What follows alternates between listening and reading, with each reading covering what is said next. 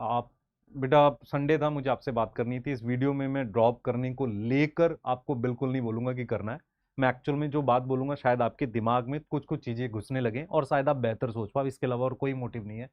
आप इस पूरे इकोसिस्टम में जो नीट का इकोसिस्टम बना हुआ, बहुत से लोग हैं जो सही सोचते हैं, पर क्योंकि बहुत बड़ी बड़ी कंपनीज हैं जिनके अराउंड वो लोग काम करते हैं, वो अपनी बात बोल नहीं पाते। तो मैं थोड़ा सा इंडिपेंडेंट काम करता भी हूं, मैं थोड़ा मुखर रहा हूं बोलने को लेके, इसलिए मेरे अगेंस्ट नेगेटिव कमेंट्स आपको अक्सर मिलेंगी। पर मैं आपको अपनी बात समझाता हूं मैं क्या बोल रहा हूँ। एक्चुअल में मैं कुछ दिनों से लगातार बच्चों से बात कर रहा हूँ। अब इस बच्चे का मुझे बताओ कि इसके 615 अगर आए थे, इसको कुछ तो आता था, अब 498 आए इसके। इसका मतलब इसने या तो पढ़ाई नहीं करी है या अचानक से खराब हो गया। तो इसका मतलब मुझे ये समझ में आ रहा पेपर टफ था। और ये जब 21 जून को पेपर हुआ, सब लोगों ने चिल्ला चिल्ला के वीडियो बनाई कि पेपर टफ था, एनटीए ने। तो मुझे एक पैटर्न समझ में आता है, जब एग्जाम हो तो एनटीए की गलती निकाल दो, उसके कुछ टाइम के बाद क्या बोलो, बच्चे की गलती निकाल दो, उसके बाद फिर बैच आ जाता है। मुझे जो समझ में आ रहा है, मैं यहाँ पर बच्चे की गलती, जैसे हम लोग क्या, हमें पता है कि पेपर टफ आया है, और पेपर टफ से ज्यादा हमें पैटर्न से प्रॉब्लम है। पैटर्न से क्यों प्रॉब्लम है आपको समझाता हूं। मैं बार बार इस चीज को बोलता रहा हूं, 180 क्वेश्चन करने के लिए 3 घंटे कम है। अगर क्वेश्चन टफ आ रहे हैं, मैं आपको क्लियर बोल रहा हूं, अगर क्वेश्चन टफ आ रहे हैं तो 180 क्वेश्चन करने के लिए ये नहीं है। दूसरा, हम मतलब नॉलेज की जगह स्पीड पहले चेक कर रहे हैं, तो हमें नॉलेज भी चेक करनी है। दूसरा, बायो का पेपर भी उसी लेवल से बनाओ ताकि बैलेंस पेपर बने। मैं टफ के खिलाफ नहीं था, कभी मैं टफ के खिलाफ था ही नहीं। मैं हमेशा बिलीव करता हूं बच्चों की नॉलेज चेक होनी चाहिए। लेकिन क्या हुआ, स्टार्टिंग में एनटीए की गलती, फिर बच्चों की गलती, फिर बैच ऐसा आ गया। और ये पूरे इकोसिस्टम का, मैं भी हो सकता है उसका हिस्सा हूं, मैं जेन्युइन बोल रहा हूं तुम्हें। अब ये वाली देखो, यहां पर कह रहा है 410 नंबर आ रहे हैं, फोर्थ अटेम्प्ट है मेरा, मैं नहीं करना चाहता। मैंने कहा बच्चे से मत कर भाई, तू देख से, मान लो एक बच्चा है जिसके 3-4 अटेम्प्ट हो गए, उसने बीएससी कर ली, अब क्या करना चाहिए उसको? मेरा ये मानना है कि बीएससी कर ली, अगर वो इस साल फिर कर रहा है तो उसके साथ क्या करे, जनवरी फरवरी में एक आईआईटी जैम का पेपर आता है एमएससी करने के लिए, उसको देना चाहिए। उससे वो क्या करे, एमएससी की तरफ निकल जाए। अगर ये ना हो तो इसका मतलब इस साल अगर जो भी बच्चे जा रहे हो, वो अपने ऑप्शंस पहले ही देख के रखो। आप क्या करते हो, जब नीट का पेपर होता है तब ऑप्शंस देखते हो, ऑप्शंस पहले लेके रखो कि ये पेपर मुझे भरने में ये कर सकता हूं, उनके बारे में सर्च करके रखो। मैं फिर बोल रहा हूं कि हमारे इंडिया में नीट क्यों इतना फेवरेट है। 22 लाख बच्चों में से बेटा कुछ ही डॉक्टर बनते हैं, और डॉक्टर बनने के बाद थोड़ी श्योरिटी रहती है उनको। पर इसका मतलब ये नहीं ना पागल टाइप लगे रहो, और टीचर भी इस चीज को इस तरीके से प्रमोट करे, ग्लोरीफाई करके कि डॉक्टर। मैं बताता हूं तुझे, बच्चे अभी पीजी में, मेरी एक बच्ची है, आई नेक्स्ट एक पेपर होता है एम्स का, उसमें उसके 700 कुछ रैंक आई है 55,000 में। यहाँ पे कमेंट वाले कुछ दिमाग लगाने वाले भी होंगे, उसमें उसको ऋषिकेश एम्स में एमडी मिली है।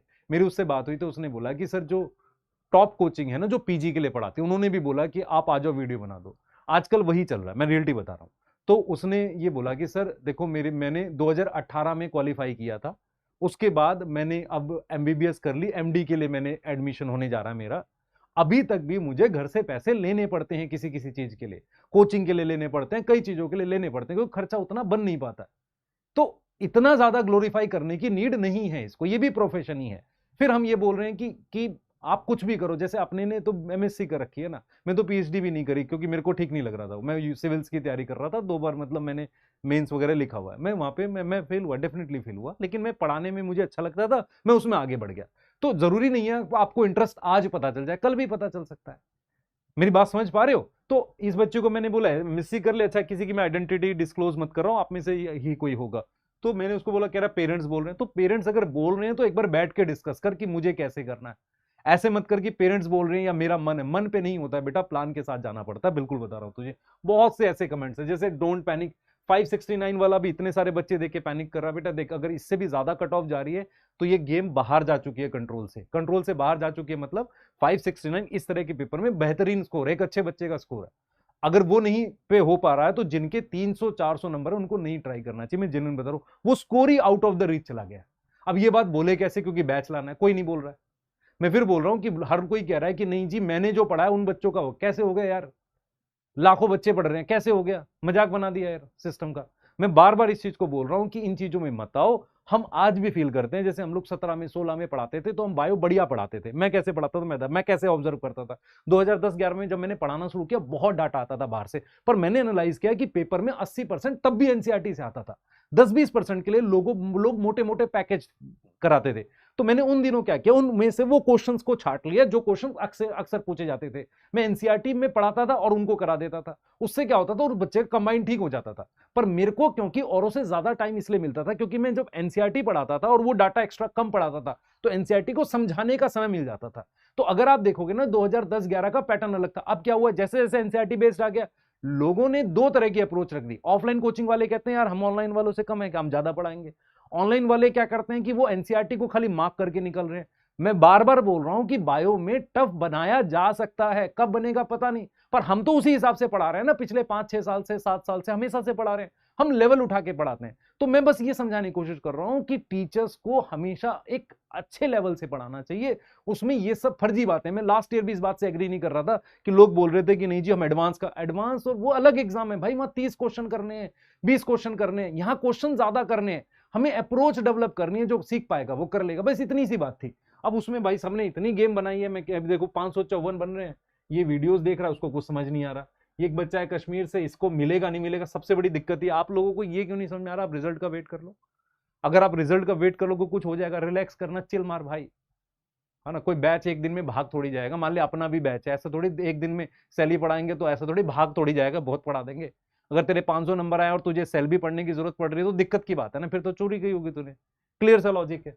तो भाई सबने अपने अलग अलग, ये देख बच्चे, ये 560 पे पैनिक कर रहा भाई, ये बच्चे मैंने देख ज्यादा कर में मैंने यही बोला है, रिजल्ट का वेट कर। मैं किसी को ये नहीं कह रहा हूं कि भाई तू जा बैच ज्वाइन कर, ये कर वो कर। मैं ये इसलिए कह रहा हूं कि चीजें मैच नहीं कर रही। मतलब मैंने कभी भी इतना ज्यादा पैनिक डरा हुआ बच्चा नहीं देखा। रीजन क्या है कि जैसा टीचर ने बोला सब किया, सब अपनी अपनी स्ट्रेटेजी बता रहे हैं, इतने सारे बैचेस अवेलेबल हैं। मैं आज भी बिलीव करता हूं एक नॉर्मल तरीके से पढ़ना चाहिए। ये लेक्चर है, ये इसके नोट्स हैं, नोट्स रिवाइज करने हैं, बायो में ज्यादा ज्यादा बार बार रिवाइज करने, एनसीईआरटी मल्टीपल टाइम 1-2 बार पढ़ लो बस। उसके अलावा क्वेश्चन इससे ज्यादा जरूरत नहीं है, पर नोट्स अच्छे लेवल की होनी चाहिए, टीचर के साथ लग कर करनी है। सेम फिजिक्स में टीचर ने जो समझाया पहले क्लास के क्वेश्चन वो करने हैं यार। यहां पर दिक्कत क्या है कि बच्चे ने सब किया, जो बोला वो नहीं किया। ऐसे बहुत से बच्चे। ठीक है, अब देख लो, यहाँ पे आप देखो खुद से। मैं अब ये देखो 522 है यूपी में, स्टेट कोटा से ये मिल जाएगा भाई। पढ़ाई स्टार्ट कर दो, करना चाहो कर दो जिसको करना है ना, क्योंकि खराब तो जाएगा नहीं, वैसे टाइम खराब कर रहे हो।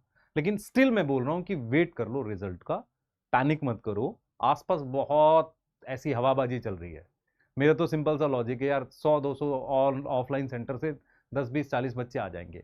अच्छा, कुछ छोटी कोचिंग के पोस्टर भी चल रहे हैं, मैंने देखे, उन्होंने इतने सारे बच्चे लिख दिए। अब दिक्कत ये बच्चे को ये नहीं समझ रहे बच्चे आ कहां से रहे हैं, फिर उसके मन में एनटीए पे डाउट जा रहा है। मैं फिर रिपीट कर रहा हूँ, आप पेपर शायद लीक नहीं होगा बेटा, वो जो वीडियोज हैं वो शायद एडिटेड है, वो जांच करेंगे पता चल जाएगी, उन्होंने एनटीए ने डाला भी था। दूसरी चीज क्या है, कुछ ऊपर में क्लस्टर बनेगा, कुछ नीचे में क्लस्टर बनेगा, नीचे वाले क्लस्टर में जीएमसी मिलेगा, ऊपर वाले में कुछ टॉप कॉलेजेस मिल जाएंगे, इस तरह का क्लस्टर बनता हुआ दिख रहा है। और ये क्लस्टर कहां बन रहा है, ऊपर में, मतलब वो 680 660 के आसपास कुछ क्लस्टर दिख रहा है, कुछ मुझे नीचे की तरफ क्लस्टर दिख रहा है, 550 570 560 पे भी क्लस्टर दिख रहा है बच्चों का। तो मतलब मेरा सिर्फ ये बोलना है कि अब देखो